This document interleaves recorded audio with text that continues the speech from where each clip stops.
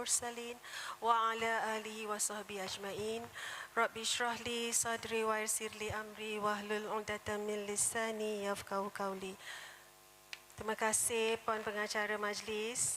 Yang saya hormati Puan Aisyah Zainuddin, Ketua Hal Ehwal Wanita Masjid, Ahli Lembaga Takbir, Ketua-Ketua Biro, AJK serta pengurusan masjid.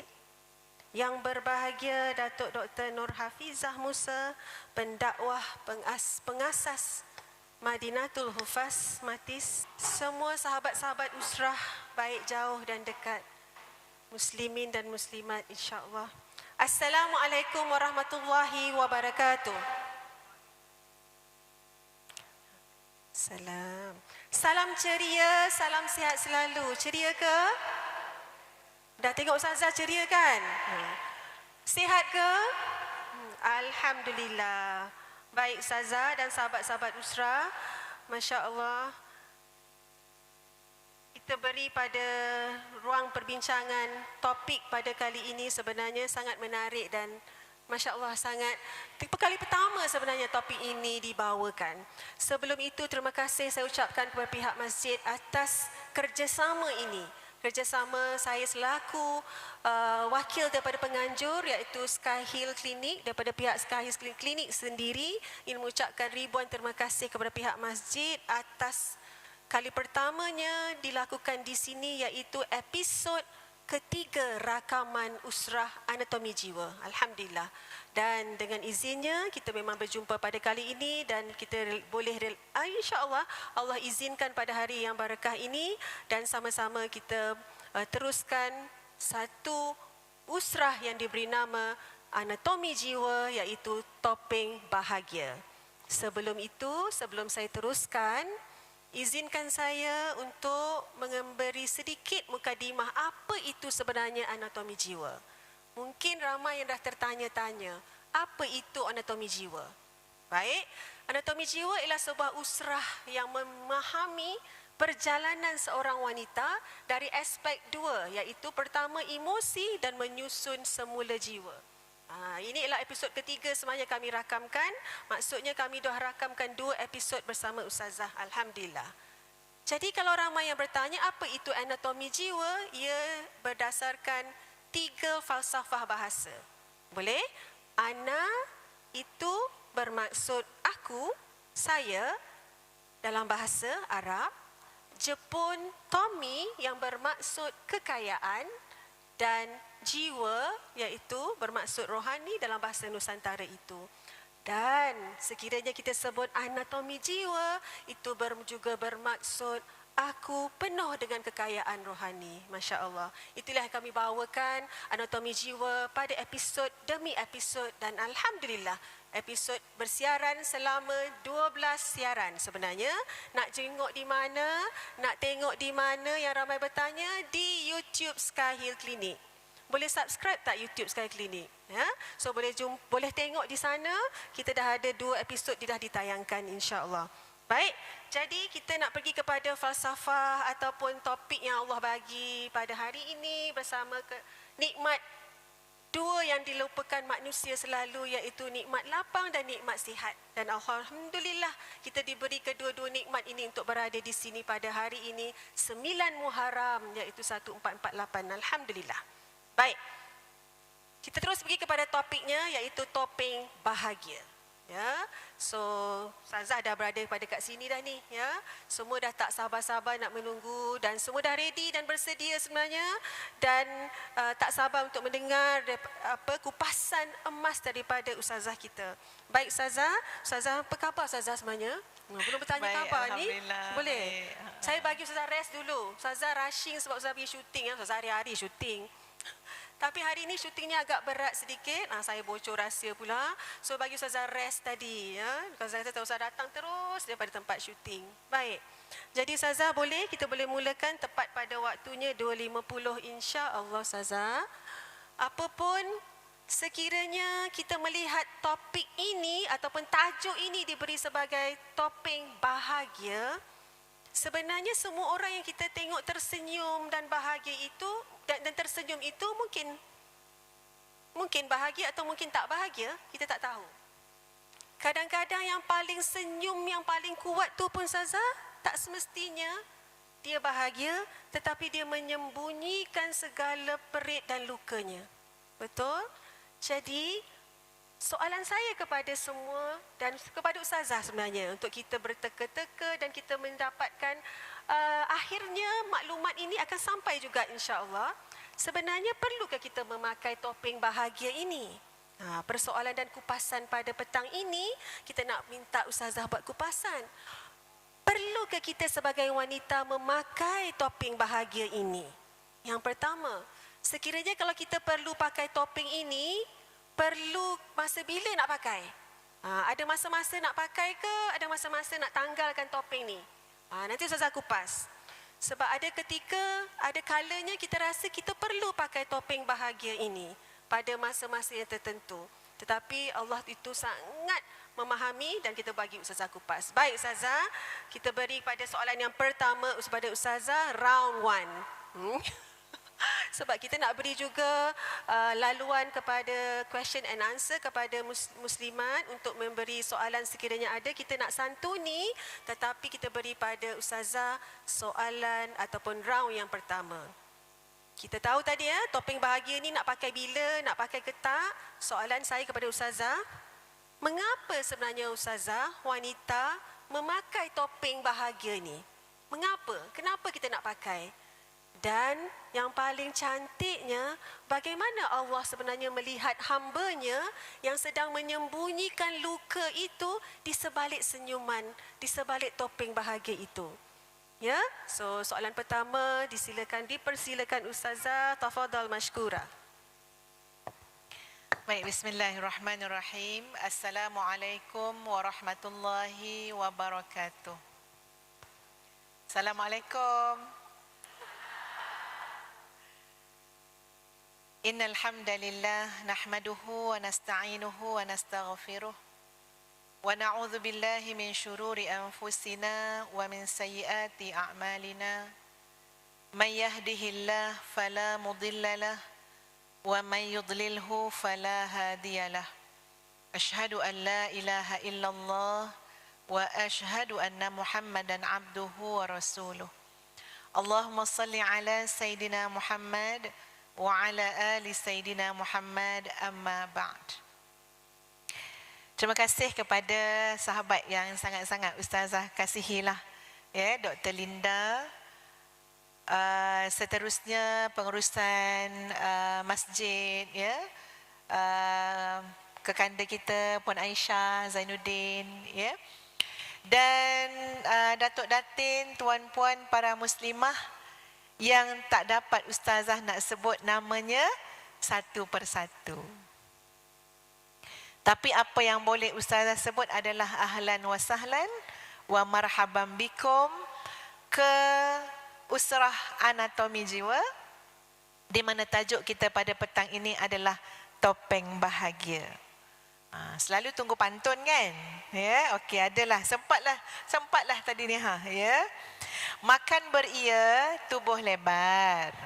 Wanita bahagia, apa khabar? Sehat ya semua? Ini senyuman ni, senyuman topeng ke senyuman betul ni? Masya Allah, ya. Sebenarnya doktor, tajuk ni tajuk yang bercakap soal berkait dengan kebahagiaan adalah tajuk yang luas. Ya, tajuk yang luas. Cuma Ustazah cubalah, kita cuba ya doktor, kita cuba spesifikkan perbincangan juga, ya, mana-mana yang dirasakan patut didahulukan lah, ya. Baik.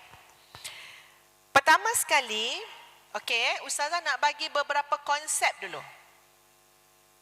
Sebab susah nak cakap pasal topeng bahagia ni.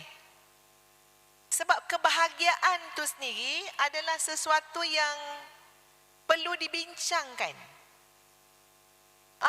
Bahagia tu kena dibincangkan. Jadi, tapi kita tak ada masa nak bincang. Kita terus ke topeng je. Boleh? Jadi Ustazah nak bagi konsep dia. Konsep dia, para muslimah tersayang, dalam kehidupan kita tak ada yang perfect. Yang susah tu sebab kita nak selalu kelihatan sempurna pada mata orang lain. Betul tak? Masalah ke kalau tiba-tiba kawan kita tengok tuan nampak macam tak bahagia kan? Masalah ke kat kita? Kan kawan kita tengok dari jauh kan? WhatsApp kat kita, kau kenapa nampak lain hari ni? Adakah itu masalah untuk kita? Tak. Sebab apa? Sebab tak ada kehidupan manusia yang sempurna. Perfect. Ya, maknanya ya Allah dia tu keluarga bahagia, rumah tangga bahagia, anak-anak menjadi, kerja bagus. Tak ada tuan-puan. Sekarang cuba pandang orang sekeliling kita. Bukankah dari tadi mereka tersenyum? Apakah bermakna mereka tak pernah melalui perkara-perkara yang menggugat emosi, kebahagiaan dan sebagainya? Jawabnya tidak. Jadi ini adalah benda yang biasa je. Sesekali kita kelihatan muram. Sesekali kita kelihatan sedih. Betul tak tuan-puan? Biasalah tu. Apakah kita nak orang cakap, ya Allah dia tu kan hidup dia tergelak aja. Tak pernah. Kita tak perlukan approval tu pun daripada orang. Ya, sebab apa? Sebab tak ada manfaat pun kat kita. Jadi ini adalah asas yang pertama. Biasa je tuan-puan, biasa je. Kalau kadang-kadang nampak okey tak okey tu kan. Cuma kaedah yang penting adalah khairul umuri awsatuha. Sebaik-baik perkara tu adalah yang sederhana. Kok kata ketawa, riang, jangan berlebihan sangat. Mak kita pun pesan, kau jangan riang-riang sangat, ujung kan menangis. Mak kita cakap. Ya. Jadi bermakna mak kita pun sedang menanam kepada kita soal perasaan, soal kebahagiaan, soal-soal kehidupan ni jangan melampaui batas. Hatta kalau gembira pun sederhana. Kalau sedih pun sederhana. Benci pun sederhana. Suka pun sederhana. Sebab semuanya boleh terbalik arah. Betul tak? Pagi kita ketawa, petang kok menangis. Pagi kita membenci, petang kok cinta. Ya. Jadi ini prinsip, sebab bila kita bersama-sama dengan prinsip hidup ni, kita lebih stabil. Sebab tu kadang-kadang kita jumpa doktor, ada orang kan, ya Allah riang, tiba-tiba hilang terus. Tanya kat mana hospital bahagia, contoh. Contoh dia ekstrim sangat ya. Hilang dari radar. Riang. Mana dah? Tak perlu pun. Ya, semuanya kena bersederhana. Bahkan kita tidak boleh melihat kalau tak senyum, kalau tak ceria, kalau tak riang bermakna semua tu terlalu negatif. Tidak juga. Kalaulah kita pernah mendengar satu riwayat, Nabi Idris alaihissalam sangat banyak memberikan nasihat dan kata-kata hikmah. Itu yang disebutkan tentang Nabi Idris alaihissalam. Ya, baginda suka memberi nasihat. Mutiara-mutiara kata. Antara mutiara kata yang disandarkan kepada baginda, ya, menurut sesetengah riwayat adalah, cuba dengar apa kata Nabi Idris alaihissalam. Perkara terbaik di dunia adalah kesedihan. Pelik juga kan? Ya. Perkara terbaik di dunia adalah kesedihan.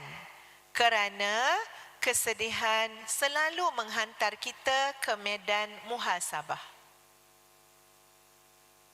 Dan perkara terburuk adalah penyesalan. Okay, huraian dia. Saya sampai situ je, ya. Huraian dia apa dia? Betul tuan-puan. Ada banyak hal kita baiki kerana datangnya perasaan sedih sebelumnya. Betul ya doktor ya? Jadi maknanya jangan kita kata orang yang sedih tak bahagia. Maka dia kena selalu pakai topeng bahagia tadi yang namanya senyum, gelak ketawa semua tu ya. Tak juga. Sebab kalau menurut kata-kata hikmah Nabi Idris tadi apa dia? Perkara terbaik di dunia adalah kesedihan. Muslimat setuju ke tak setuju ni? Siapa yang bangkit setelah sedih? Angkat tangan. Tengok orang pula ya. Kenapa aku seorang je angkat tangan ni kan ya? Tak apa. Tanggalkan topeng-topeng kita ni. Siapa yang dia rasa dia memang bangkit selepas kesedihan yang dia lalui? Ustazah pun sama. Dr. Linda je tak. Jadi itu benda biasa. Bahkan kita bangkit lebih smart lagi. Kita bangkit lebih tahu memilih. Kita bangkit lebih profesional. Sebab apa? Kita sudah pernah dihantarkan ke zon kesedihan. Dan jangan mudah-mudah mengatakan sedih itu penderitaan.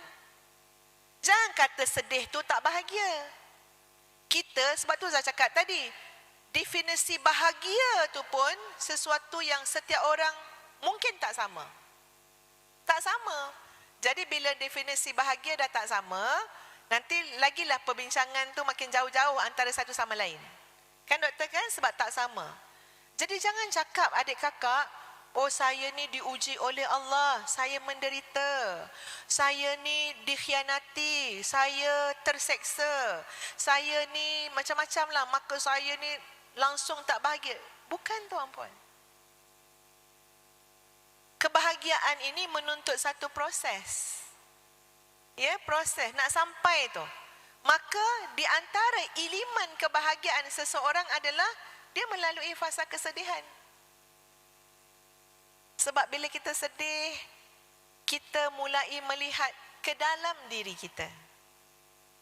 Betul tak? Kalau kita riang sangat, kita tengok ke dalam ke keluar? Keluar. Yang nampak semua. Bila sedih, semua tak nampak. Nampak kesedihan kita je. Ya? Bawa lah orang sedih pergi kat taman bunga. Bunga pun dia tak nampak. Betul tak? Jadi bagus juga kan kesedihan? Jadi ini adalah beberapa konsep-konsep. Termasuk disebut dalam Mutiara Hikmah ni adalah ada pun yang terburuk dalam kehidupan seseorang adalah penyesalan. Penyesalan ini penderitaan. Sebab penyesalan bermakna kita sudah terlepas peluang pada masa itu. Sesuatu yang patut kita hargai, tak hargai. Masa yang patut kita isi dengan amal soleh, kita tak buat. Sehat, sekarang dah sakit. Tua, kan? Muda, sekarang dah tua. Jadi memang perkara terburuk dalam kehidupan seseorang adalah penyesalan. Maka bertindak bijak. Jangan selalu duduk dalam keadaan menyesal. Baik. Dah cuba jawab sikit apa yang doktor sebut. So, saya bagi konsep dulu. Adapun bila kita keluar sahabat-sahabat sekalian, kita nampak orang-orang yang sebenarnya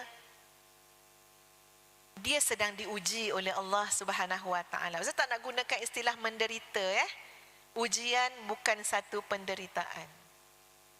Tolong formatkan mindset kita.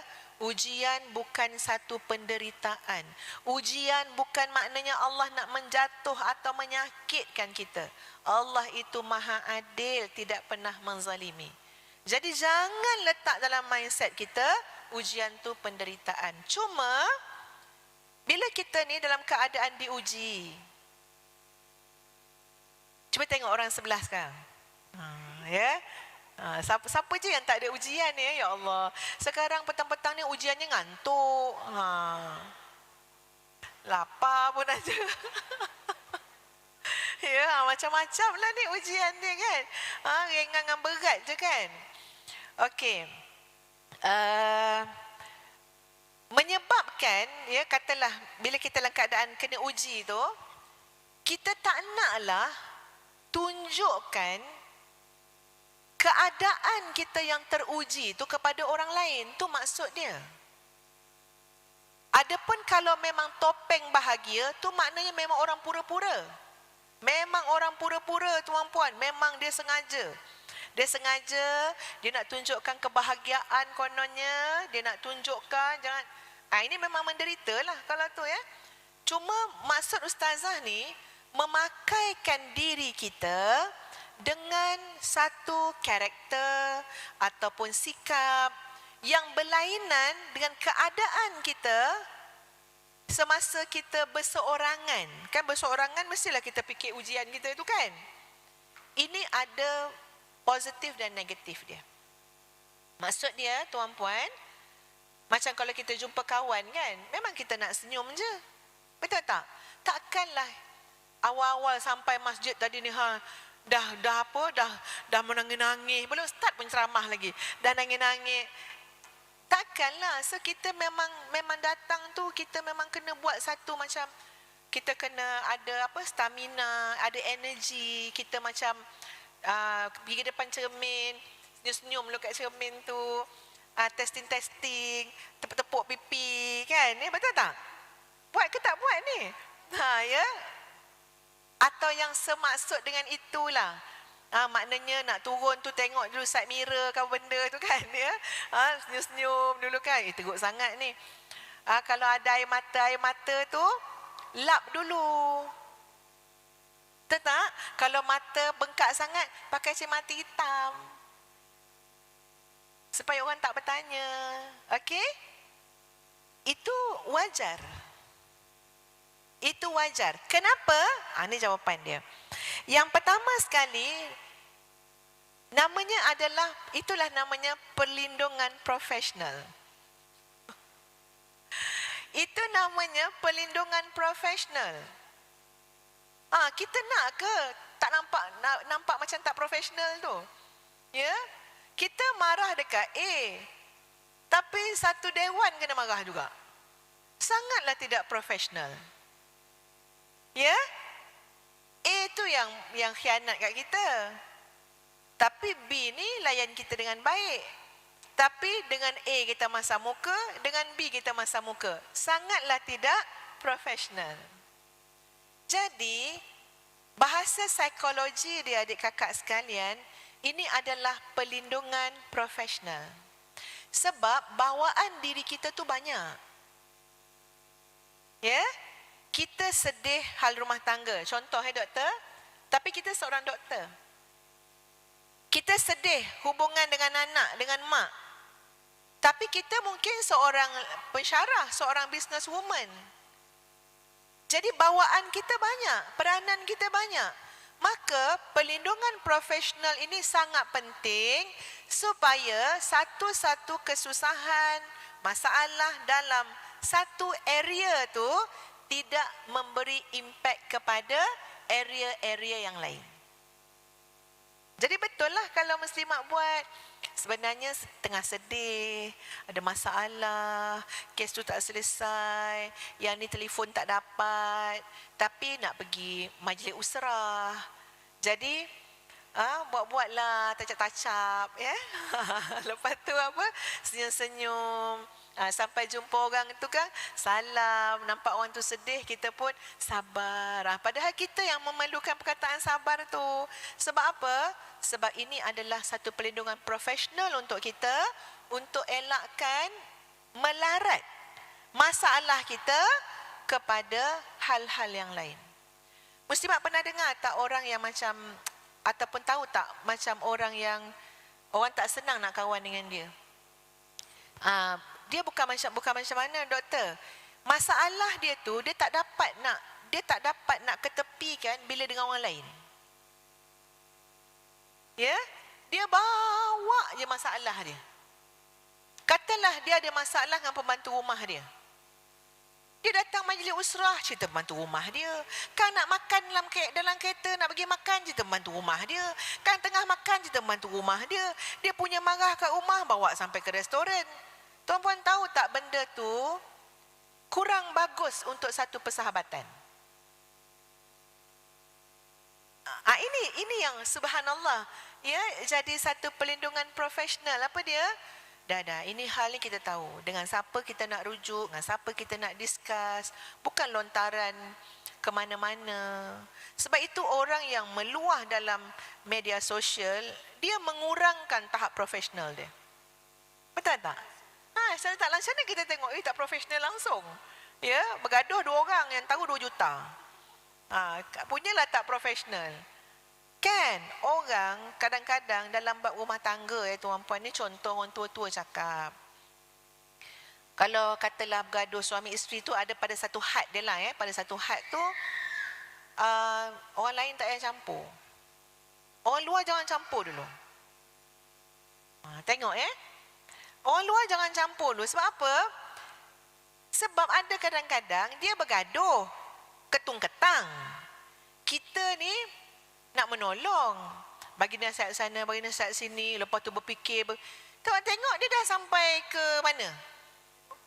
Dah pergi luar negara dah tuan-puan, dah sampai Tokyo dah, kat Gunung Fuji, ambil gambar. Tak ke sakit hati kita yang tengah fikir ni? Ya, kita nasihat dah apa, berbakul-bakul dah bagi nasihat, dia dah elok. Sebab dalam rumah tangga, pergaduhan tu dia ada impak yang baik. Jangan pula balik, bang, jom kita bergaduh. Kita dah 3 bulan tak bergaduh. Ustazah kata ada impak baik. Jangan salah faham Jangan cari pergaduhan tu. Cuma positif lah kalau bergaduh. Ya, apa dia? Boleh jadi itu adalah jalan memperbaiki antara 2 pihak. So, namanya perlindungan profesional. Jadi semua orang masih lagi kekal dalam keadaan yang profesional, kan? Sebab apa? Sebab dia tak tunjuk realiti fikiran dia, realiti emosi dia yang sebenar. Okey, so pegang tangan orang sebelah.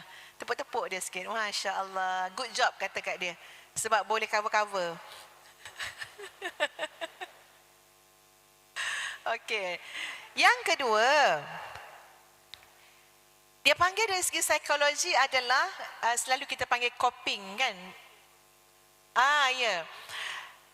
Sangat penting. Dulu kan Ustaz fikir macam perkataan-perkataan istilah ni tak penting tau. Tapi tak tuan-puan. Istilah coping mechanism ni penting. Apa maksud dia? Maksud panjang dia, ya. Cara kita mengadaptasi semua bentuk perubahan. Cara kita mengadaptasi semua bentuk perubahan.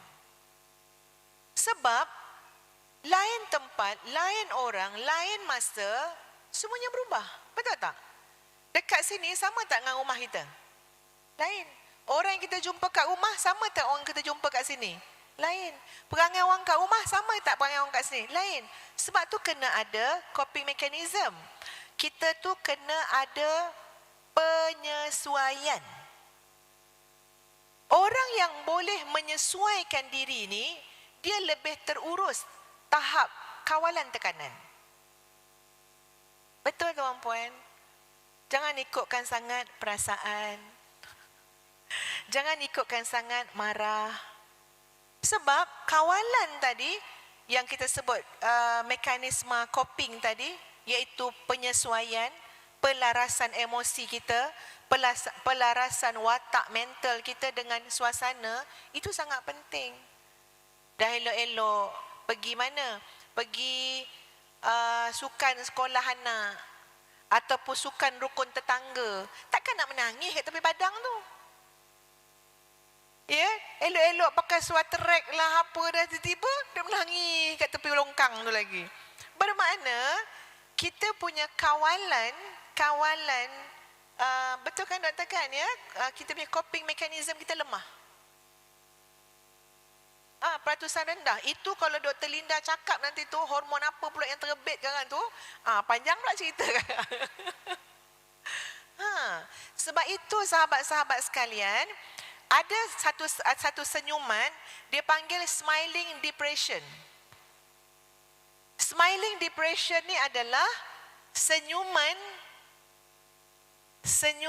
yang terbentuk daripada tekanan yang terlalu dalam. Tapi senyuman tu Masya Allah bahaya. Ya, smiling depression tu. Jadi kalau kita tak pandai kawal, nanti dia terbalik tau. Dia akan jadi macam dia akan menyebabkan masalah personality. Ya, lama-lama mental. Lama-lama apa? Asyik dia tak boleh berlebihan sangat. Asyik gelak dia tak boleh ya. So yang paling penting tu adalah coping mechanism. So kita senyum dekat tempat-tempat yang sepatutnya, kita tenang, kita bahagia, kita beradab, kita tak bercakap pasal orang. Itu coping strategi yang sangat baik. Ya, sebab apa? Sebab bermakna kita berada dalam kawalan. Kalau tak, tak boleh tuan puan. Ya, kalau tak, kita kan orang nak datang dengan ceramah tau. Kita tarik kawan kita pergi duduk kat tandas belah tepi tu. Tak ada, kau dengar, aku nak cerita. Dia tak ada pengawalan. Relaxlah dulu. Kan datang ada niat dia kan. Tapi kita ni tak ada, kau kena tahu juga. Aku tengok ni WhatsApp ni. Dia tak sabar-sabar. So, bila kita dapat senyum, dapat meraihkan orang lain, kita bukan pakai topeng bahagia lah sebenarnya. Sebenarnya kita sedang coping mechanism tadi. Kita sedang menyesuaikan dengan segala perubahan-perubahan yang berlaku kat sekeliling kita. Wallahu a'lam, doktor. Itulah sikit sebanyak dulu. Allah, baik Ustazah. Ustazah menyebut banyak mengenai istilah-istilah psikologi. Ustazah juga banyak belajar, terlatih ya Ustazah, betul kan? Ustazah punya bidang memang psikologi Islam, betul Ustazah kan? Di psikoterapi Islam. Bayangkan. So, apa yang Ustazah sebut mengenai coping mechanism, mengenai macam kita nak bertoleransi. So, yang Ustazah sebut tadi macam nak ayatnya ialah lebih kita meluaskan dari segi psikologi, meluaskan circle toleransi kita. Kalau tak, kita tak boleh toleransi dengan orang. Orang ni bau busuk sebelah pun tak boleh tolerate. Kan masalah macam Ustaz sebut, macam mana Ustaz sebut, macam itu lagi kita kurang ataupun tak mudah bertoleransi dengan apa juga keadaan. Itu maksud Ustazah tadi. Kita perlu meletakkan diri kita lebih tinggi toleransi sebab Islam mengajar kita untuk berbaik sangka, betul kan Ustazah? Contohnya doktor, macam sekarang kita duduk dalam masjid kan. Masjid ni sejuk, nyaman, kapet tebal. Tapi kalau orang yang sangat tinggi dia punya toleransi dia boleh juga duduk dekat surau, contoh. Ataupun kat padang kemah tu, buat program kat kemah karnival tu kan. Contoh. Yang dia punya peluh dekat nak 2 cawan keluar tu. Dia boleh. Maksudnya okey je. Dia okey je. Gitu. Kita orang macam ni, ketahanan mental dia, emosi dia itu sudah biasa diurus. Sebab tu kita nampak dia senyum kat tengah-tengah panas. Jangan kata topeng bahagia. Tak, bukan topeng bahagia. Itu dia punya kadar toleransi dia tinggi. Betul Ustazah. Saya ada menyebut, saya boleh petik satu daripada kupasan tulisan Ustazah. Ustazah sebut bagaimana kadar toleransi ini. Contoh kita, kalau seekor nyamuk, Ustazah sebut kan, kalau dia gigit, kita kata, hinggap dan gigit kita dekat di hutan, kita rasa, Ustazah sebut macam tu, Ustazah kata, kita nak hirau dia ke tak nak? Sebab kat hutan tu dah penuh lagi dengan cabaran-cabaran lain. Ini Ustazah sebut tadi. Umpamanya Ustazah sebut dalam satu buku Ustazah. So itu maksudnya. Tapi kalau nyamuk gigit kita dekat dalam yang dewan yang bahagia dan dewan yang nyaman, dewan yang begini, kita marahlah dia, betul tak Ustazah? Kita akan kejar nyamuk tu. Kita kejar juga. Sampai dia keluar daripada dewan tak ni. Tak boleh. Tengok dia kesikit kecil pun kita kata, kita rasa macam terlalu mengganggu hidup kita walaupun dengan seekor nyamuk. Kita kalah emosi kita dengan seekor nyamuk saja yang berada dalam keadaan yang selesa ini. So moral of the story-nya, jangankan seekor nyamuk, seorang suami pun tidak mengganggu kehidupan kita. Boleh? Saya bagi perumpamaan yang lebih bahagia untuk kita dapat bawa balik ya. So tak kiralah bahkan suami, masakan kawan-kawan, sahabat, apa juga sahabat yang datang kepada kita. Jadi kita melihatkan diri kita tu, kita tidaklah membiarkan kita buat-buat. So apa yang kita nak cakap daripada aspek positif, toping bahagia ini, bukan kita ni berpura-pura. Bukan kita nak bukan hidup kita ini untuk menipu orang lain, tidak. Tetapi kita kupas nanti. Kita nak berkupas daripada topik ataupun aspek yang positif, iaitu kita pakai topik bahagia ni, kita begini kan Ustazah, kan? Kita nak tengok kita ni sihat ke, tak sihat ke, sakit ke. Jangan terlalu nampak macam mana Ustazah sebut tadi. Ya, Itu ayatnya. Doktor, dia sebut juga macam apa, orang kadang-kadang dia tak tunjukkan keadaan dia yang sebenar, ya. sebab dia nak menjaga keharmonian sosial. Suasana, ya. Ya. Kebijaksanaan Betul. sosial ataupun social beauty itu mahal. Kalian kita berada dah pakai cantik-cantik, beauty kan? Cantik kan? Tapi perangai tak social beauty. Itu yang maksudnya saya sebut tadi, ya. Perangai kita kurang mahal apabila disebut kepada tadi, baju je mahal, beg je mahal, tudung saja mahal, tetapi kita tak social beauty. Kita Contoh tak kan mahal. doktor, Silakan Ustazah. macam hari raya semua pakai lawa-lawa kan. Tiba-tiba bergaduh dalam kereta, adik-beradik. Ini dengan dah lawa-lawa dan ada satu tema warna. Dah sedondon. Tiba-tiba ada benda yang tak kena, bergaduh adik-beradik. Pada masa tu penting sangat topeng bahagia tadi. Kenapa? Pakai. Untuk Pakai menjaga sekarang. social beauty tadi. Kalau tak, habislah hari raya kita. Pakai dah lawa-lawa tapi adik-beradik bergaduh. Musnah. Nampak tak sahabat-sahabat? So ada ketika yang kita sebut tadi, soalan saya kepada Ustazah, ada ketikanya perlu tak kita pakai topeng bahagia? Perlu. Ustazah menyebut. Ada ketika kita tanggap tak topeng bahagia itu? Perlu. Mungkin. Mungkin pada manusia yang kita rasa kita perlu tunjukkan siapa kita, ya. Tetapi kita melihat pada, saya suka mengupas ya Ustazah ya, daripada perspektif yang positif iaitu tadi, Allah itu melihat apa juga kesedihan kita. Walaupun manusia tidak melihat, manusia itu melihat hasilnya saja, tapi Allah melihat kesedihan kita. Allah melihat pengorbanan kita. Allah melihat segala kesedihan kita. Itu yang maksudnya bagaimana kita nak melihat topeng bahagia. Baik, saya rasa semua dapat dah konsep topeng bahagia ni apa dulu, supaya semua lebih faham. So kita tak nak letak dalam konsep yang terlalu negatif. Betul. Mula kita kata kau ni pakai topeng bahagia. Kadang-kadang kita perlu memahami, melihat daripada aspek yang positif. Baik. Kalau Ustazah sebut banyak mengenai emosi Ustazah, kesedihan. Ustazah sebut tadi perkataan depresi. Depresi ni kita belajar dari segi aspek perubatan. Aspek saya sebagai doktor yang merawat ramai wanita-wanita yang datang hadir mengetuk pintu klinik yang meminta bantuan. Doktor bantu saya mengalami masalah kemurungan. Depresi ni macam murung. Saya mengalami masalah anxiety, iaitu ketakutan akan datang. Tapi saya ingin mengupas sedikit mengenai anxiety, depresi dulu, kemurungan tadi. Kalau kalian semua datang pakai cantik-cantik Ustazah semua, rasanya kita depres atau tak?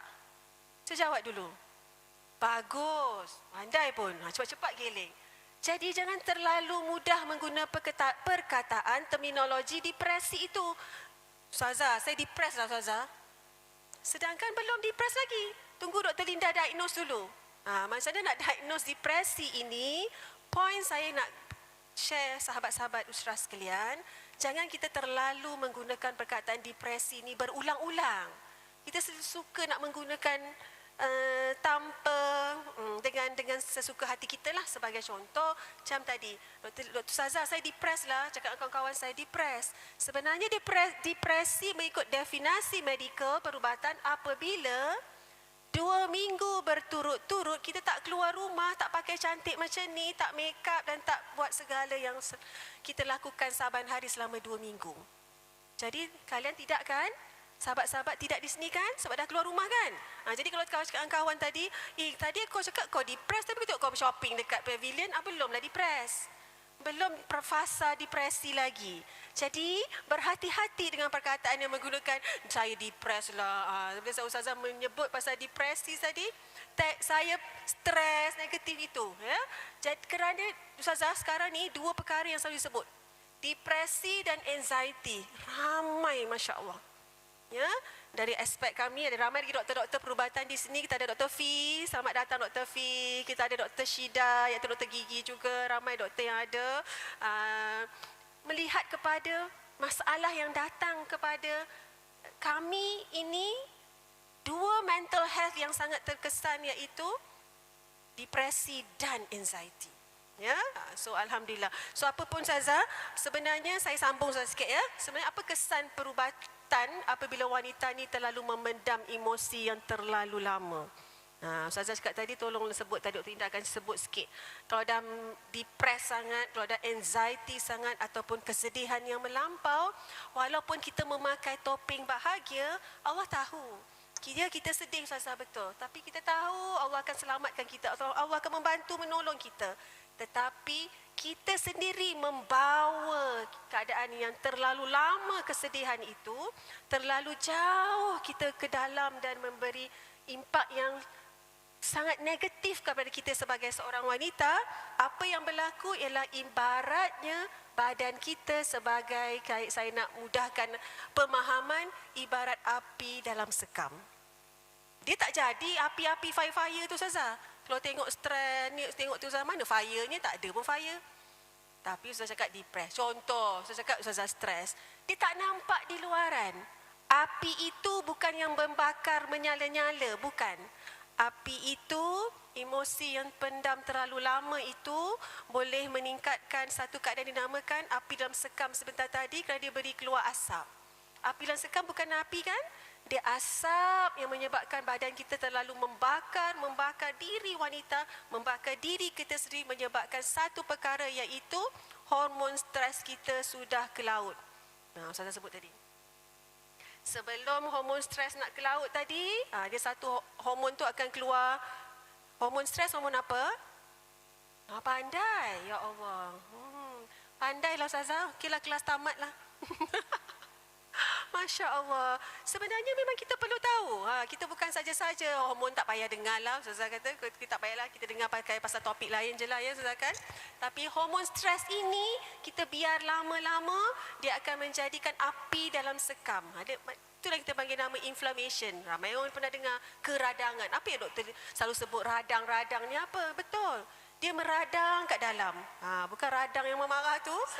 Sel tu meradang dan terus meradang. Ibarat api dalam sekam umpamanya. Jadi tak bagus. Menyebabkan kita dapat penyakit-penyakit yang kita tak mau. Sehinggakan penyakit kanser pun didatang. Apabila kita biarkan badan kita berterusan dalam keadaan yang api dalam sekam ini, kita biarkan stres membakar diri kita, kita tak cari jalan keluar, itu yang berlaku. Jangan biarkan 2 minggu.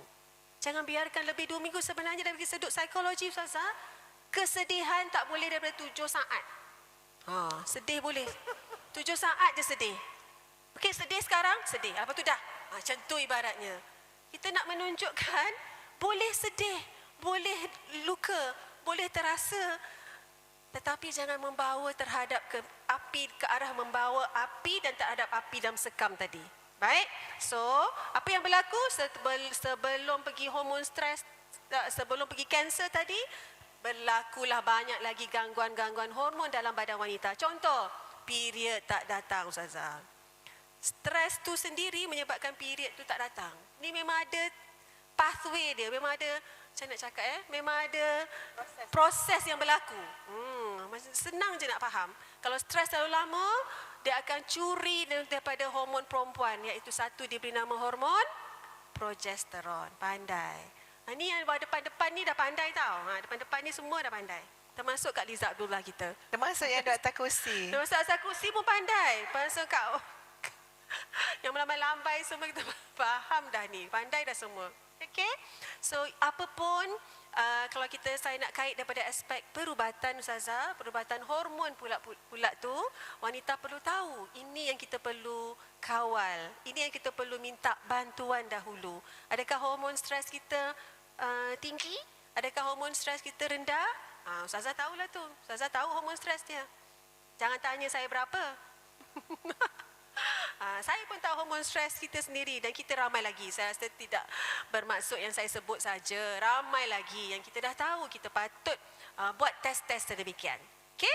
So kita tak nak yang tadi tu. Selain hormon period terganggu, selain rambut gugur, selain tidur tak nyenyak ataupun insomnia, dan kanser yang kita tak mau. Masya Allah, na'udzubillah min zalik Ustazah. So itulah dia sedikit sebanyak. Kita dah berada pada 3:30. InsyaAllah kita akan habis sebelum azan asar, betul? Kita memberi laluan kepada azan asar nanti. InsyaAllah kita ada 1 jam dan mungkin setengah jam lagi untuk memberi laluan kepada muslimat untuk bertanyakan soalan. Tadi kita pergi kepada soalan Ustazah seterusnya. Baik Ustazah, kita berbincang dan terus berbincang. Ya? Kupasan ini menarik kalau kita buat 2 hala begini. Ya? Kalau dengar perkongsian kita anatomi jiwa yang lepas-lepas pun best-best insya-Allah, ya. Okey, baik Ustazah. Soalan seterusnya, round ketiga. Tadi round kedua soalan kepada Dr. Linda sendiri, now ke round ketiga pada Ustazah. Ustazah menyatakan betul. Topeng bahagia ni Ustazah sebut tadi memang macam seolah-olah kita macam nak menipu manusia apabila kita macam kalau kita pakai pada keadaan yang tidak betul atau tidak tepat, ya. Sebenarnya Allah sangat mengetahui keadaan hati manusia kita yang sebenar, betul? Jadi soalan kada kepada Ustazah kan, bagaimana sebenarnya kita wanita ni Ustazah, kita ni, saya, ramai lagi di hujung sana yang mendengar dan rakaman ini, bagaimana sebenarnya kita nak mendidik hati kita Ustazah supaya tidak hanya mencari tempat, Ustazah sebut sekali tadi tapi saya nak Ustazah kupas sekali lagi. Kita suka mencari tempat meluah tu kepada manusia semata-mata. Betul, saya sebut tadi pada Facebook. Tapi kadang jadi macam trend pula. Marah je tulis pada Facebook, Ustazah kan. Kita nak mengajak, kita nak terus mengajak. Ramai lagi, kita nak terus, kita pakai kempen lah nak ceritanya. Supaya, boleh tak kita jangan meluahkan kepada manusia semata-mata. So soalannya bagaimana kita nak didik, macam nak pupuk, macam kita nak buat hati kita ni, apa cara, apa SOP, apa KPI kita nak pakai Ustazah, supaya kita nak meletakkan kepentingan menjadikan Allah itu sebagai tempat kita mengadu. Itu yang kita mahukan meletakkan. Kita tahu kita perlu mengadu kepada Allah, tapi kita lupa. Tangan kita lebih cepat nak menekan di Facebook untuk mengadu. Tapi mungkin Ustazah ada tips ataupun bagaimana Islam mengajar kita untuk terus mengadu kepada Yang Maha Esa. Silakan Ustazah. Baik, para muslimah, tahap toleransi setiap orang kepada tekanan dan ujian adalah berbeza-beza. Ya, bahkan mungkin tahap toleransi kita dulu dengan sekarang pada satu individu pun tak sama. Okey, tu kena faham dululah kat situ. Soal meluahkan kepada orang lain. Dalam pandangan psikologi ataupun kita tengoklah Islamic approach pun, memendam dan menyimpan, tadi macam Dr. Linda sebut ya tentang memendam, sebenarnya tidak bagus. Sebab kita tak tahu macam mana dalaman kita memproses tanggapan-tanggapan kita terhadap ujian. Contoh kita pendam, apa dia? Suami aku tak sayang aku. Pendam 20 tahun. Agak-agak tuan puan jadi apa kat dalam tu? Rupanya dia pendam, satu benda yang dia percaya adalah anak tak sayang dia, suami tak sayang dia, mak tak sayang dia. Dia pendam je. Bermakna dia tidak pernah mendapat pandangan ketiga atau pandangan pihak kedua, macam tu, terhadap tanggapan dia. Sebab tanggapan kita bergantung pada kefahaman kita, knowledge kita, experience kita. Sebab tu bila kita meluah, carilah seseorang yang mungkin boleh memberikan pandangan yang berbeza. Carilah orang yang ada pengalaman. Sebab apa? Jangan memendam dan terkurung dalam tanggapan kita yang nanti orang kata apa, macam mana nak supaya takut sikit dengar tu, takut jadi macam anai-anai. Takut pula dengar kan. Anai-anai kat dalam ni. Sebab apa? Sebab kita pegang benda negatif tu tanpa kita luah. So tak boleh. Jadi cara meluahkan tu ada banyak juga sahabat-sahabat sekalian. Ada meluahkan dengan cara kita buat baik. Sebab setiap yang kita pendam, dia memberikan satu energi yang tertentu dalam diri kita. Betul tak doktor? Kita pendam tau, marah, sakit hati, benci, tekilan. Itu ada energi dia sahabat-sahabat semua. Sebab tu tuan-puan, isteri-isteri sekalian, yang isteri-isteri betul tak? Bila kita marah, kita rasa kita macam badang. Badang tu makna yang kuat tu. Macam lepas makan muntah macam tu. Kita kalau tengah marah kan, suruh suami tolong alihkan almari, dia tak nak tolong. Suruh anak laki-laki, jomlah cepat dah nak raya ni, tolonglah alihkan almari, dia tak nak tolong. Kita dah geram ni, makin marah, makin geram. Ya tak ya kita tolak almari tu, jalan almari tu. Nanti suami dengan anak kita balik terkejut. Ya Allah, betul ke mak ni, ke mak berlantu raya? Contohlah ya. Macam mana mak boleh tolak? Jangan main-main tuan-puan. Emosi yang terpendam tu bagi energi. Tengoklah macam mana orang marah. Melompat dia kan, ya Allah ya. Dia tu lembut dia sekali, dia mengamuk. Dia energi dia. Ya, luar biasa. Jadi, kena ada cara luah. Bukan saja kita berkongsi dengan orang, kita buat kebaikan pun meluahkan energi negatif juga. Betul, salurkan. Kita pergi tolong orang nak orang kenduri ke, orang nak buat program. Kadang-kadang yang banyak-banyak anjur program tu, itu tengah menyalurkan energi negatif juga tu. Tak kata mana ustazah datang program-program, sebenarnya datang ni menyalurkan energi negatif juga. Sebab kita bukan manusia yang sempurna. Ya, boleh jadi ada benda yang menekan fikiran apa semua kan. Tapi dah datang program, dah penat-penatkan salam-salam, ambil gambar, selfie semua, balik kan dah tak fikir dah. Itu mesti disalurkan juga. Sebab tu orang suruh buat baik, suruh banyak khidmat masyarakat, bermanfaat kepada ummah, pergi misi kemanusiaan, buat bantuan kebajikan. Kenapa? Itu cara kita menolong diri kita sendiri. Jangan memerangkap tenaga yang negatif dan masalah buruk tu dalam diri kita. Yang ketiga, keperluan kita untuk berkongsi dengan orang lain ni penting. Kongsilah, bukan kongsi nak dapatkan pandangan pun. Tapi sifat manusia macam tu. Dia nak tengok, dia kadang-kadang bukan nak tengok bila pandangan itu lebih kepada macam kognitif tapi dia nak dapatkan satu sokongan emosi. Betul tak tuan-puan? Kita kan, kalau kita bagi pandangan, kita bukan perlu orang bijak untuk dengar pandangan kita tu. Orang bijak silap dia dengar cerita kita kata apa? Kecil masalah kau tu. Langsung kita tension kan. Sebab dia bijak sangat. Tapi kita perlu orang yang kita menangis, dia bagi tisu. Lepas tu tisu tu habis kat dia lagi banyak daripada habis kat kita. Bermakna dia nangis sekali. Wah, ini orang yang sangat baik untuk kita meluah. Sebab apa? Kita ada frekuensi yang sama dari segi emosi dengan dia. Jadi bermakna kita dah share. Kita dah share. Sebab tu bila kita perasan kan, bila kita luah-luah, lepas tu kita lapar bersama, pergi kedai kopi bersama kan. Pergi makan bersama, makan shanai bersama. Sebab apa? Sebab kita dah banyak perkongsian. Okey? So Ustazah kena cakap dulu bahawa kita tidak memberi maksud meluah itu tidak baik. Tapi meluah itu adalah satu keperluan psikologi kepada manusia.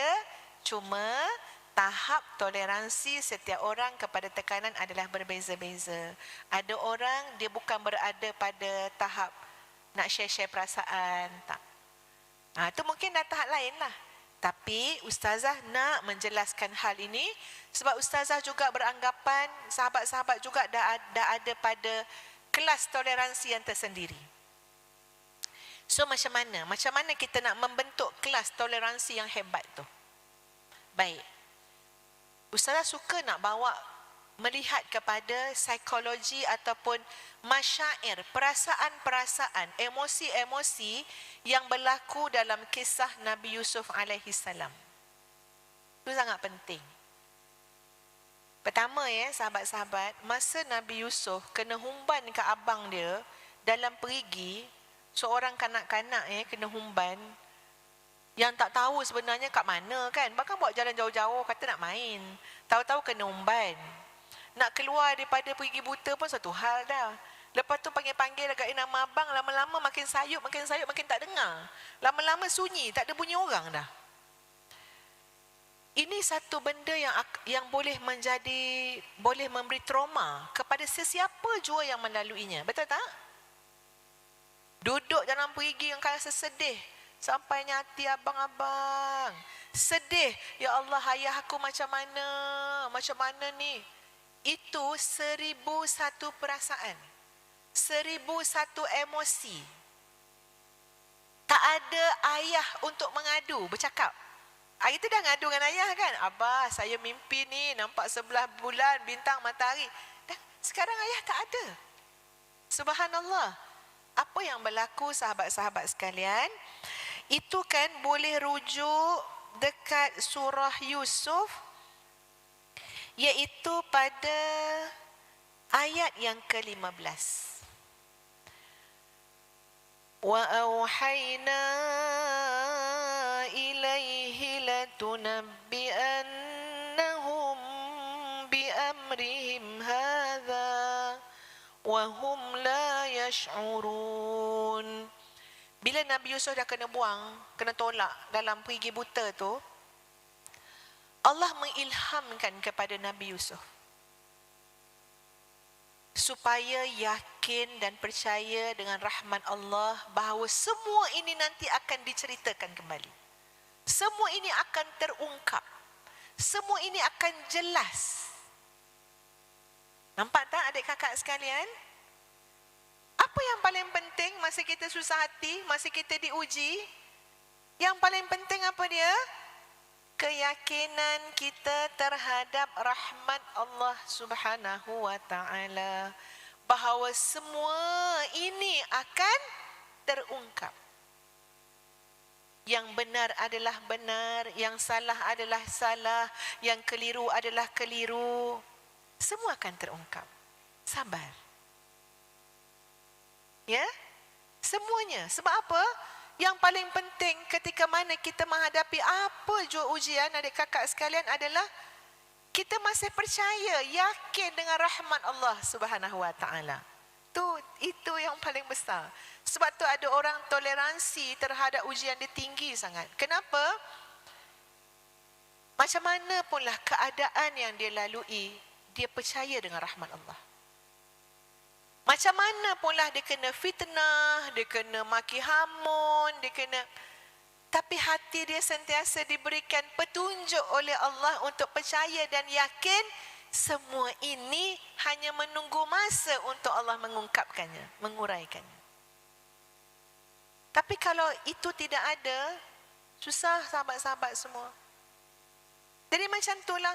Baik hubungan kita, rumah tangga, adik-beradik, kawan-kawan, bos dengan staf, ataupun mak ayah dengan anak. Semuanya adalah sesuatu yang memerlukan kepada masa. Tapi kita ada ketahanan untuk melalui pergerakan masa. Dengan apa dia? Yakin rahmat Allah Subhanahu wa ta'ala, semuanya tidak akan orang kata apa, hang macam tu je. Ini bukan cerita filem yang ujung dia semua yang dah beli tiket tu marah-marah. Tak apa-apa cerita dia, tak. Ini takdir Allah Subhanahu wa ta'ala. Ya Allah yang menulis jalan cerita ni. Allah siapkan sampai habis adik kakak semua. Ya Allah bagi happy ending insya-Allah untuk orang yang beriman dan beramal saleh. So kena yakin kat situ. Memang ada masa dan tempohnya Allah menggegar-gegarkan kita ni. Iman kita ni. Nak tengok, yakin ke tak yakin? Yakin ke tak yakin? So inilah proses yang tidak dapat dipilih-pilih dah. Kalau Allah dah bagi tu hadaplah. Ya, sebab apa? Sebab kita berada di pentasnya, pentas ujian, darul ibtila, darul mihan. Memang tempat dia. Jadi nombor 1, sahabat-sahabat sekalian, saya mungkin sebut 2 je lah ya, kerana masa kita. Ini yang berlaku pada Nabi Yusuf. Langsung diberikan, wa auhayna, Allah ilhamkan pada jiwa Nabi Yusuf supaya tenang. Ini urusan Allah. Itulah nak tenang. Macam-macam juga ujian dalam hidup, tuan-puan. Kadang-kadang ujian mak ayah dengan anak, ya. Anak salah faham dengan mak ayah. Oh ya Allah. Tapi kenapa kita boleh bertenang? Sebab kita kata ini dalam urusan Allah. Allah melihat, Allah mendengar, Allah Maha Adil, Allah Maha Membantu, Allah Maha Pengasih. Maka kita tidak terpisah diri kita daripada Allah yang Maha mentadbir dan Maha mengurus. So boleh tenang tak? Tenang. Yang tak tenang tu apa dia? Rasa buat sendiri.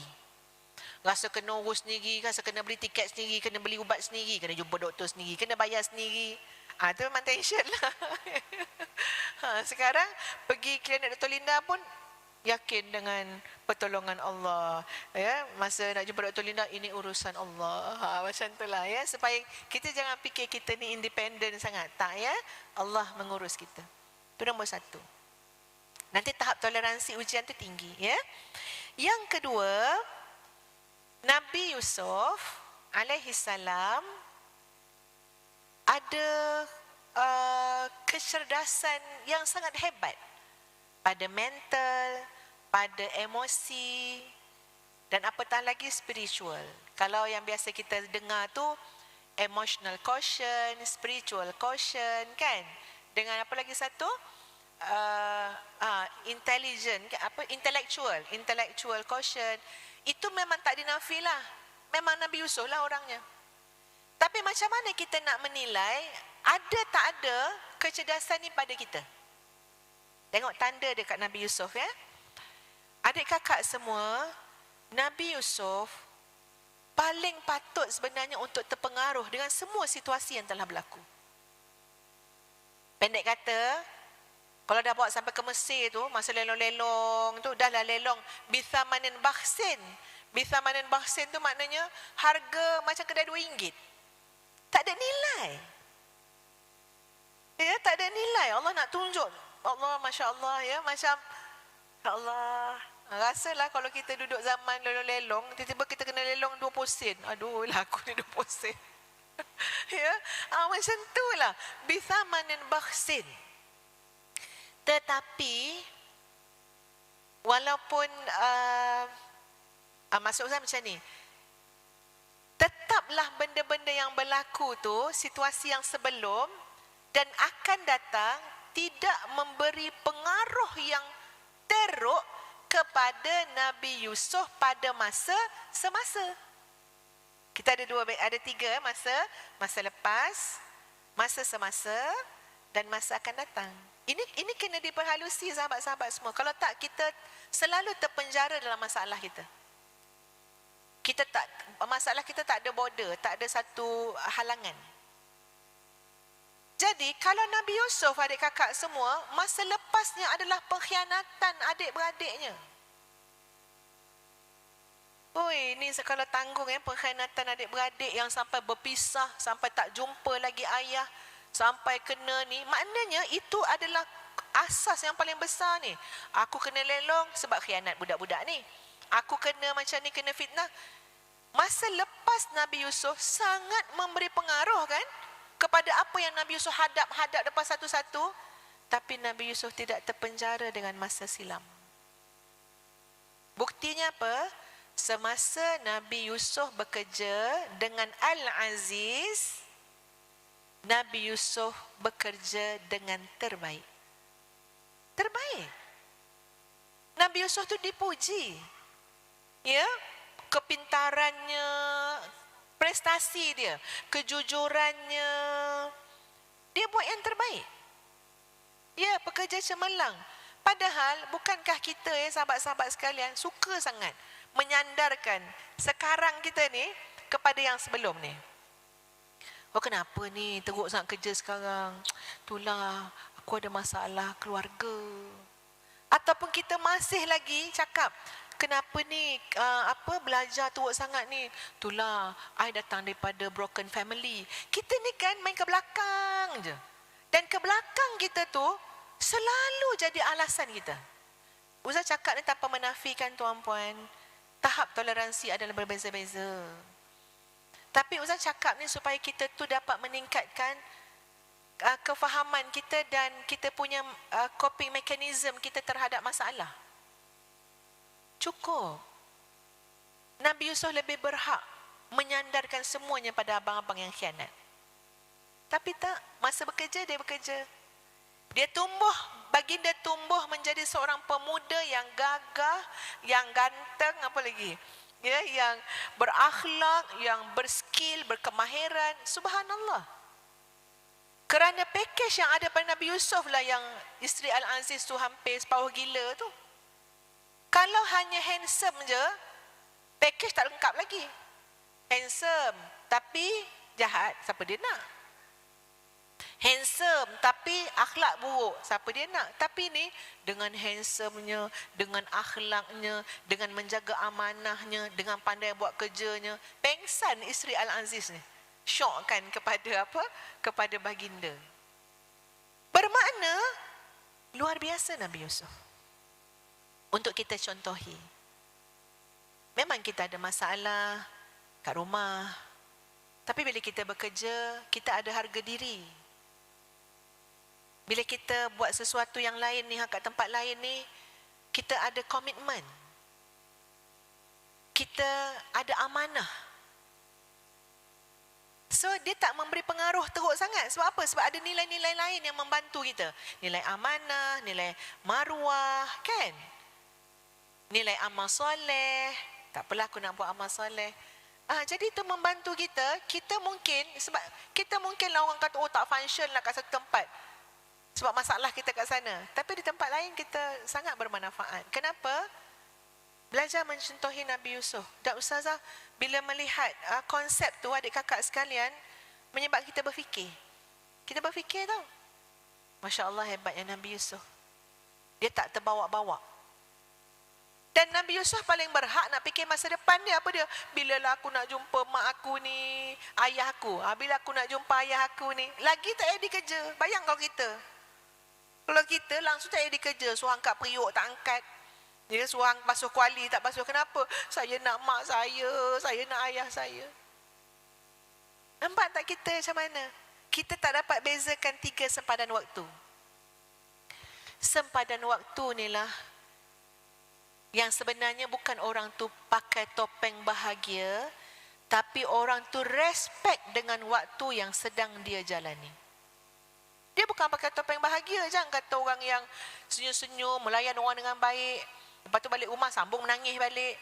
Kita kata topeng bahagia. Tak. Dia respect dengan waktu semasa. Dia respect dengan orang yang dia bertemu pada masa itu. Dia respect dengan amanah yang dia pikul pada masa itu. Dia seorang doktor contoh kat hospital kan. Ya, dia respect dengan amanah tu. Dengan patient yang datang tu. Dia tak bolehlah tarik dia punya apa masa-masa semalam dia tu bawa sekali. Itu. Jadi orang yang kita kata apa tolak ansur dia terhadap tekanan tu lebih tinggi, tahan lasak, tahan uji, dia tahu ya membezakan ini masa silam saya. Ini dah lepas. Ini akan datang. Wallahu a'lam, tak tahu. Ini sekarang. Dan kita ini, kualiti kita adalah pada sekarang. Ya, present moment. Sekarang. Sebab itu kadang-kadang kita jumpa orang, tak elok-elok je. Sebab apa? Nak kenapa pula kita nak marah orang ni? Orang ni tak ada masalah apa dengan kita pun. Jadi kita menghargailah semua. Jadi macam tu sahabat-sahabat sekalian, kita kena pandai bawa diri kita. Dan memang kehadiran ujian ni, memang Allah nak upgrade kita. Ya, Allah nak upgrade. Hadap, senyum, dan yang lebih besar lagi adalah semua keadaan tu, kadang-kadang senyum tu bukan sesuatu yang dibuat-buat. Tapi dia datang sebab hati tu nilai syukur dia tinggi. Maka dia melihat yang baik, yang indah, yang elok jauh lebih banyak daripada yang sakit, yang susah. Maka syukur tu membentuk senyuman, membentuk pekerti, membentuk adab. Tak payah buat-buat. Tak payah. Okey, 1, 2, 3. Senyum. Tak payah. Sebab apa? Datang sendiri. Daripada apa? syukur. Syukur, syukur, syukur. Dan pilihlah untuk jadi orang baik, sebab yang paling menekan kita, doktor, kita pilih jadi orang tak baik. Kita menekan-nekan diri kita sendiri. Itu yang paling teruk, doktor. Itu memang susah tu, doktor. Doktor payah nak tolong dah tu, ya. Saya ingat orang lain yang menekan-nekan tak? Ibaratnya orang suruh makan ubat, dia makan racun. Ibarat dia, orang suruh makan ubat, dia makan racun. Kenapa? Dia pakai kejahatan tu. Contoh ya tuan-puan, mendoakan orang dengan doa yang buruk. InsyaAllah. Itu kita perangkap diri kita, tak pernah keluar daripada kemelut. Kita tak pernah, sebab apa? Kita hari-hari mengulang doa yang buruk. Ibaratnya kita minum racun. Ya? Sedangkan kita ada pilihan yang lain. Apa dia? Di tengah-tengah kemarahan, di tengah-tengah kekecewaan, di tengah-tengah kelukaan, kita pilih apa dia? Ya Allah, aku pilih ya Allah, aku nak maafkan. Biarlah ya Allah, tak pernah sia-sia orang yang memaafkan kerana engkau, maka aku berharap ganjaran pulangan daripada engkau saja ya Allah. Maknanya ini memang dia tolak tepi tu. Tolak tepi kesakitan, kelukaan. Sebab apa? Dia nak jadi orang baik. Tapi yang jadi orang jahat tadi tuan-puan, apa dia? Dia nak balas kejahatan orang dengan kejahatan. So dia pergi minum racun. Ya? Dia nak pergi doakan yang buruk. Jadi kadang-kadang sahabat-sahabat, Allah menawarkan kita peluang. Tak semua orang dapat peluang tu. Ada orang kan, semua orang buat baik dengan dia. Ada orang macam tu semua orang buat baik dengan dia. Tapi ada orang, asal jumpa je orang buat jahat dengan dia. Asal jumpa je orang tipu dia. Asal jumpa je scammer, contoh. Bermakna Allah memberi kita peluang untuk dapat pahala-pahala extravaganza tadi. Apa dia? Sabar dalam kesusahan, memaafkan dalam kesakitan hati. Oh, itu bukan kecil-kecil lah. Ganjaran yang Allah Subhanahu Wa Taala sediakan. So, elemen kita kata psikologi campur dengan kita kena tengok, mesti tengok dari segi Islamic approach tu. Nanti kita akan nampak, Masya Allah, Subhanallah, selalu ada jalan. Selalu ada jalan. Ya? Wallahu a'lam. InsyaAllah, Ustazah menyebut ya, kita selalu kena raikan the present moment. Hari ini, saat ini. Betul? Imam Hasan Al-Basri, betul Ustazah? Ada menyebut, hidup ini, dunia ini hanya 3 hari. Hari ini, kita raikan bersama-sama saat ini, bersama-sama Usrah Rohani, bertajuk Topeng Bahagia. Bahagiakan diri kita dan bahagiakan orang sekeliling kita. Betul? Tetapi kita tidak melihat hidup yang selepas, iaitu semalam, menyebabkan kita rasa lebih berduka cita dan lebih depresi. Kalau rasa murung, terlalu sedih yang melampau tu sebab kita hidup dalam semalam. Saya sebut tadi. Saya kupas sikit saja lagi. Sebab kita terlalu melihat semalam kerana kita terlalu bersedih dan berlakulah depresi itu mengikut diagnosa saya sebagai seorang doktor. Yang melihat, ya, mengapa wanita, mengapa masyarakat kita terlalu berdepresi. Kenapa mereka melalui zaman kemurungan? Kerana tak faham konsep. Mungkin Ustaz kan? Kita kena faham dengan konsep ini, 3 hari ini. Dan sekiranya kita terlalu melihat akan datang atau terlalu ragu-ragu dan risau akan apa akan jadi esok hari, itu yang dunia semalam yang kita tak tahu pun. Ya, Ustazah sebut tadi, memang kita raikan pada saat ini, momen ini. Doktor boleh tak nak tanya soalan? Boleh, ke doktor? silakan. Ini memang betul-betul soalan ni, tak ada tulis kat depan skrin ni. Allah. Ya. Silakan. Memang Ustaz nak tahu jawapan dia. Dan muslimat dengar baik-baik mungkin Ustaz bertanya bagi pihak ni. Ini benda yang Ustazah notice lah. Betul. Ya, perasan bila kita dalam keadaan tertekan, terutamanya tekanan tu tekanan emosi tekanan emosi. Kita semuanya pada skala yang, kalau per 10 tu skala 7, 8, 9, 10, 8, 9, 10. Sedihnya, kecewanya, sakit hatinya, marahnya. Tinggilah. Semua Marah. tinggi. Okay. Kita dapati, kita mudah lupa. Bila kita macam tu kan, lama-lama nanti kan ada benda terlupa tutup lauk, api lah. Lagi? Jadi Kunci kan kereta hilang jadi lah, macam-macam kunci kereta tak jumpa lah. terlupa. Ataupun kita sepatutnya bawa kereta ni nak pergi bank, tapi tahu-tahu dah sampai masjid dah, tak singgah pula ATM, kata nak sedekah kan, nak keluar duit. Jadi apa ni maknanya, insiden-insiden terlupa-terlupa tu jadi lebih kerap dan banyak. Okey. Dan tujuan saya tanya ni sebab Ustazah nak bagi kita semua supaya lebih sayangkan diri, tuan-puan. Betul. Bila kita ikutkan emosi kita, semuanya kita macam, biarlah nak nangis ni. Dah nangis, pasang pula lagu apa? Lagu cinta-cintan lah, ya, lagu selamat tinggal lah. Lagilah sedih, ada background lagi ya. Sebab kesan dia, saya cuma nak tanya, kenapa jadi macam tu dan apakah lupa tu akan kekal? Maknanya prestasi kita punya Kekuatan keingatan tu akan merosot. makin teruk ataupun Makin esok teruk. lupa tu. Ya. Tak lupa nyanyuk tu. Takutnya belum umur 80 ke apa dah demensia. Alzheimer. Ya. Okey, Ustazah dah tanya soalan dulu sebelum sahabat sekalian bertanya. Baik. Apa yang berlaku kalau kita terlalu berada dalam keadaan yang terlalu mendalam saat kemarahan, emosi, dan kita berada dalam satu keadaan dinamakan adrenal fatigue. Keletihan kita terlalu melampaui. Kalau kita marah-marah tu, kita sebenarnya energi kita tinggi, betul, kita tendang lah, kita buat macam-macam saya sebut tadi, tetapi sebenarnya kita berada dalam tahap yang energi kita makin menurun. Nama dia energy management, saya sebut juga dari sebidang psikologi, ia disebut. Tetapi dalam perubatan, energy management terkait dengan mitokondria kita yang dah tak function, dah rosak, dah damage. Mitokondria ni duduk kat mana? Dalam sel, betul. Dalam sel ni ada satu host, nama dia powerhouse, jana kuasa, mitokondria nama dia. Hari ni saya bagi terminologi satu lagi. Tadi autophagy kan, sekarang mitokondria ini adalah dalam sel, senang ceritalah stesen jana kuasa. Senang Ustazah nak faham. Ya, setiap sel ni Allah ciptakan, dalam kita ada bertrilion-trilion sel ini, ada satu stesen jana kuasa dalam sel tu. Bayangkan, stesen jana kuasa ni untuk buat apa? Untuk energi lah. Untuk jadikan kita kekuatan dan tenaga lah. Tenaga apa? Tenaga makan, tenaga berfikir. Jadi, itu yang menyebabkan Ustaz sebut tadi.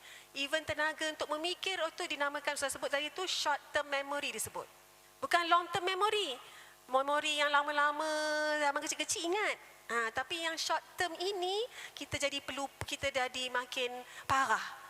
Apabila short term memory ini terkait dengan masalah mitokondria, kesihatan namanya powerhouse, iaitu stesen jana kuasa di dalam sel, makin rosak, makin damage. Apabila kita teruskan perkara stres ini berlaku, bijaknya, nikmatnya kalau kita tahu ilmu Allah ni kan sebenarnya, so adanya kalau mitokondria tu dah rosak, damage, kita jadi perkara yang saya sebut tadi dan banyak lagi. Ustazah ya. Short term memory ni terkait juga dengan hormon, tapi tak habis kita balik kan, nak buka puasa Ustazah, tak balik kejap lagi.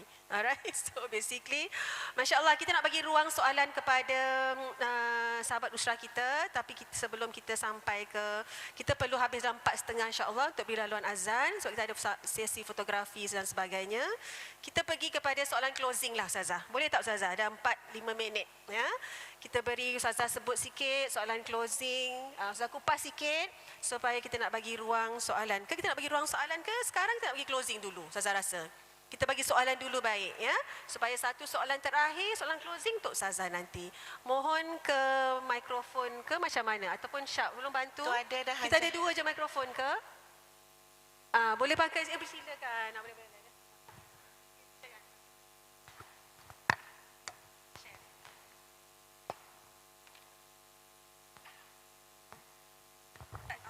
Bismillahirrahmanirrahim. Assalamualaikum warahmatullahi wabarakatuh, Doktor dan Ustazah. Saya ada satu kemusykilan.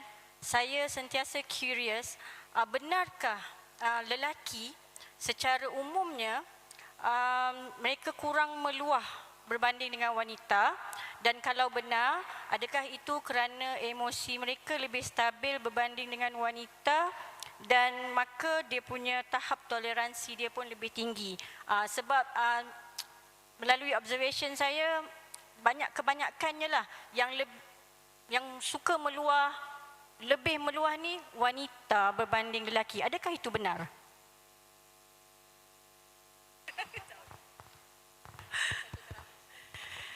Itulah Ustazah, belum ada mesin MRI ke masukkan ya. Nak tengok apa. Ustazah cakap daripada observation ya. Dan juga daripada penelitian, ialah observasi lah, psikologi. Nanti Dr. Lina tambah. Kalau kita tengok graf bunuh diri dekat satu negara tu, tak nak sebut nama negara tu didapati jauh sangat nisbah laki-laki dan wanita. Agak-agak mana yang lebih tinggi, lelaki ke wanita? Lelaki. Jadi kajian dibuat kenapa?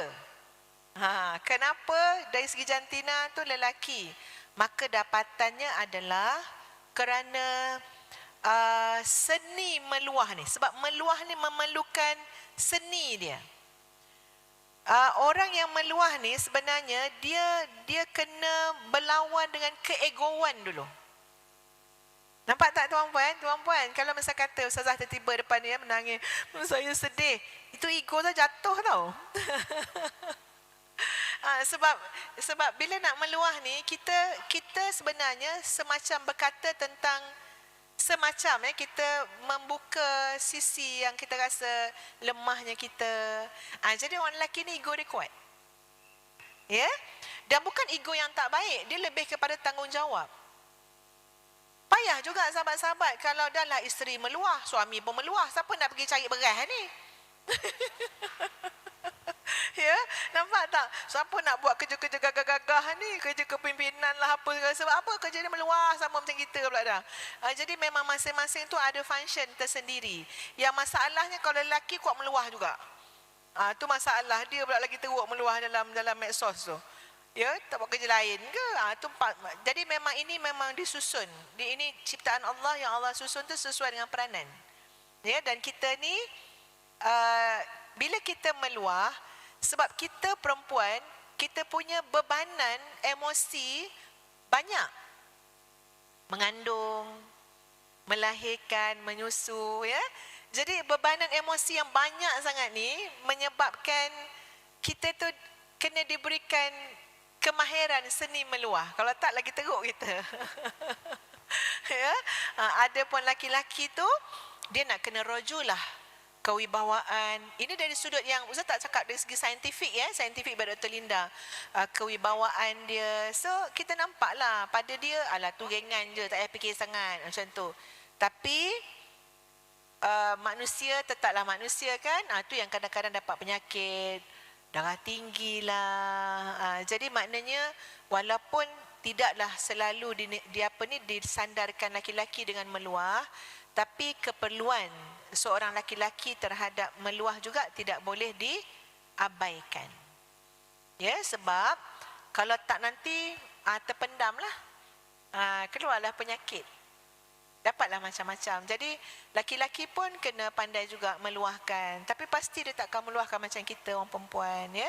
Dan kalau observasi itu observasi kajian, observasi di rumah masing-masing je lah. Ya. Buat observasi kat rumah masing-masing. Mana suami kita kuat meluah, betul tak? Puas kita cungkil-cungkil, ada masalah ke? Kita tanya kan? Tak ada masalah dia. Nampak dia menung je. Ceritalah bang, ceritalah. Inilah shoulder to cry on. Tak ada nak cry onnya dia kan? Ya, jadi itu memang sebahagian daripada sikap untuk menanggung taklif ataupun peranan yang sangat besar. Wallahu a'lam. Baik, tak adalah kajian yang menyatakan bagaimana dari segi perubatan untuk saya rujuk, tetapi sebagai doktor yang menyantuni ramai isu-isu hormon, masalah gangguan hormon di kalangan lelaki dan wanita, bukan sahaja wanita je yang datang, lelaki kami dah hampir terbuka sebab bila ada wanita yang datang, dia pun datang. Itu maksudnya bagusnya bila kita nampak magic formula tu ya, bila tengok isteri dia datang, dia dekat kereta je, lepas tu beberapa minggu dia pula hadir. Itu maksudnya kita sedikit sebanyak, saya kata tak ada kajian yang saya boleh kupaskan di sini, cuma pengalaman saya yang merawat lelaki dan wanita, gangguan hormon yang berlaku ataupun hormon di lelaki dan wanita berbeza. Lelaki ada satu hormon je yang menyebabkan dia mudah. Kalau kau tengok panel switch ni lah, kalau tengok panel ni, lelaki satu switch je. Perempuan banyak switchnya. Situ tempat 5, 6 switch nak kena betulkan. Itu yang berlaku, itu reality ya. Itu daripada nak ceritanya wanita perlu banyak lagi betulkan switch hormonnya untuk kita jadi macam ni. Nak dapat macam ni, nak cantik macam ni, keluar lawa, banyak betul nak repair switch. Tapi lelaki hanya satu switch saja, iaitu switch testosteron. Apabila lelaki mengalami gangguan hormon testosteron, dia banyak menyendiri. So lelaki ni dia perlu buat keputusan. Lelaki ni kan ustazah kawam, dia kena kuat, kena pergi mencari nafkah. Tetapi apabila dia hilang kekuatan kelelakian, minta maaf, maksudnya hormon testosteron ini berlaku. Saya bukan bercerita ibaratnya yang datang kat kita lelaki yang buat test, hormon testosteronnya makin berkurangan ya. Mungkin relevan dan tak relevan apa soalan puan, tapi maksud saya, ya saya faham kita tak ada pengajian yang menyatakan bagaimana lelaki dari segi perubatan, tidak di dalam kepakaran saya, tapi yang saya boleh katakan lelaki itu dia ada satu switch, iaitu satu hormon yang kita perlu jaga, iaitu the king of hormon untuk hormon lelaki, iaitu testosteron itu. Banyak fungsi testosteron untuk menjadi kelelakian. Dia rajin, dia jadi pergi keluar, pergi buat kerja, dia tak menyendiri, dia tak sedih, dia tak hesitancy. Hesitancy itu ragu-ragu nak buat keputusan. Lelaki tak macam tu. Lelaki kita tanya, dia terus buat keputusan. Betul Ustazah? Itulah sifatnya lelaki, hormon yang menggarap dia sebagai seorang lelaki maksudnya ya. Tapi apabila ada gangguan boleh berlaku di situ. Wallahu a'lam. Ya. Kita beri satu lagi soalan Saza in view of time sebab dah 4.12. Masa satu lagi ya. Satu lagi sebelum saya bagi kupasan closing. Kita akan habis 4.30 insya-Allah. Boleh raikan satu lagi soalan? Kalau ada? Ada tak? Ke dah pandai semua? Silakan Hajar. Okey. Saya nak minta pendapat Ustazah lah, dia punya step-step ataupun apa dulu yang kita kena nasihatkan dia supaya dia punya solution tu tertuntun kepada mendekatkan diri pada Tuhan lah. Maknanya melaku surrender, penyerahan kepada Tuhan dulu. Kita sebagai pendengar, dalam masa mendengar kita pun ada niat untuk berdakwah juga. So, 2 in 1. Itu saja soalan. Okay, terima kasih kepada Hajar yang bertanya. Sebagai pendengar, ini pandangan Ustazah ya. Maksud Ustazah tu boleh jadi ada pandangan yang lain ya. Sebagai pendengar, yang paling penting sekali adalah sokongan emosi. Sebab itu, bila orang datang kat kita nak mengadu, kita kena tengok dulu, analisa emosi dia tu. Kadang-kadang dia datang marah. Dia emosi, dia marah kat orang ni. Kita kan jangan terlalu jauh sangat jarak emosi kita dengan orang yang nak mengadu. Dia marah, dia menangis, kita makan kacang sambil. Itu memang bukan pendengar yang baik lah. So kita kena jangan gap sangat. Jadi maknanya dia tengah marah ni, kita buat macam kita pun nak marah sekali ni. Ya, lepas tu dia buat apa kat kau? Padahal kita pun tak tahu ujung pangkal cerita tu. Tapi kita mendekatkan emosi antara kita dengan orang yang sedang dalam tekanan. Itu memang sangat ni lah. Maknanya orang tu dia telah membuka hati dia dengan kita. Kalau kita nak dakwah pada orang, hati dia jangan tutup. Kalau hati tutup, mana nak dengar apa kita cakap nanti. Kita kena, dia panggil at-tariqu ilal qulub. Buka lu highway hati dia tu. Maka nak mendekatkan highway hati itu adalah kita kena tahu frekuensi emosi dia. Kita boleh ni kan doktor, cakap macam ni. Yang kedua, dengar sampai habis. Jangan dia baru nak start sebenarnya. Yelah kau dah lama, akak ni dah lama menjanda.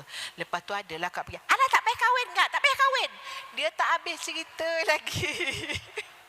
Ini memang reject shop lah punya pendengar ni ya. Sampai habis, kan kita salah faham sekarang. Cuma kita bagi tahu cara jujur. Maknanya apa dia? Ni agak-agak cerita ni berapa minit agaknya ni. Kalau tak sekarang takut 4 hari tak habis. Jadi beritahu macam ni. Cuba. Aku nak faham sangat apa masalah kau ni. Tapi kau bagilah, cubalah kau ringkaskan 10 minit ke apa. Macam tu ya. Jadi kita dapat dia punya point tu. Kita dapat inti masalah tu. Lepas tu, tak semestinya kita terus bagi pandangan. Siapa suruh?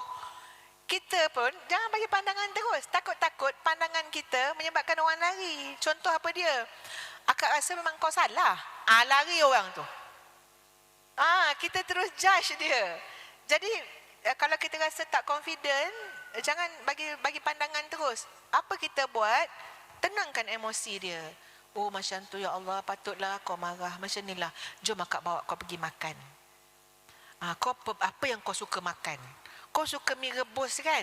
Jom. Nampak tak tuan-puan? Ini lepas pada tu kan, dah makan, dah apa semua. Nanti kita cakap satu je, apa dia?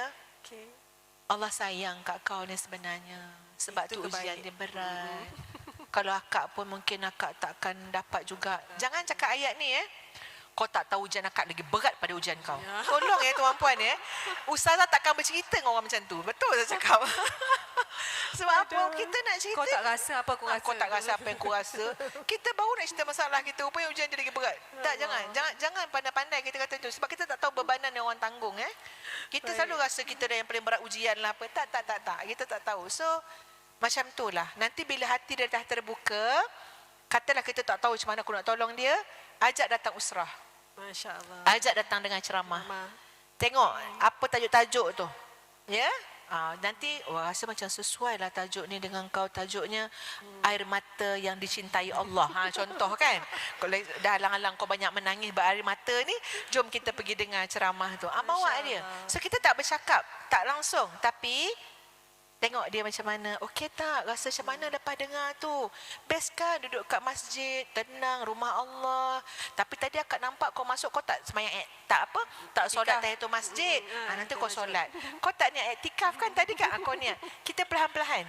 Beritahu ya. Tidak gelojoh dan terburu-buru dalam dakwah juga. InsyaAllah. Ya, Terima kasih insyaAllah. Ustazah. Macam itulah. Terima kasih Ustazah ringkas jawapannya. Semoga menjawab Alhamdulillah. Masya Allah, mungkin Ustazah teruskan dengan nak kupas sikit. Closing. Ustazah ada tambahan ke tak? Ustazah rasa okey Poin Ustazah dah cukup Masya Allah, baik. Itu poinnya. Ustazah dah beritahu tadi banyak kupasan-kupasan yang